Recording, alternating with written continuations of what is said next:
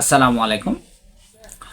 আমরা যদি কোনো সড়ক দুর্ঘটনা দেখে থাকি তাহলে আমরা তাৎক্ষণিকভাবে যে কয়েকটি পদক্ষেপ নিতে পারি। তার মধ্যে হচ্ছে প্রথমত সড়ক দুর্ঘটনাকারীদেরকে আমাদেরকে একটা নিরাপদ জায়গায় নিয়ে আসতে হবে, যেখানে তাকে আশ্বস্ত করতে হবে যে এটি তার জন্য নিরাপদ। সেকেন্ড হচ্ছে তাকে আম, আমরা সেখানে আলো বাতাসের ব্যবস্থা করে দিতে পারি, এবং যদি তার আশেপাশে অনেক লোকের ভিড় হয় তাহলে অবশ্যই ভিড়টাকে কমাই দিতে হবে।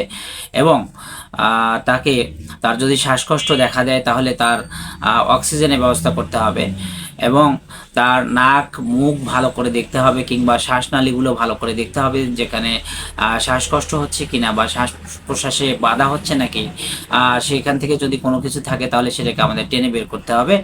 এবং আম, যারা হচ্ছে দুর্ঘটনাকারী, আম, তাদের হাত বা যদি কোথাও আঘাত লেগে থাকে কিংবা ভেঙে থাকে তাহলে সেখানে কিন্তু টানাটানি একদম করা যাবে না।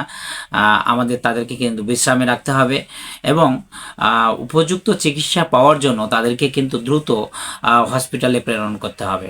তো ধন্যবাদ সকলকে।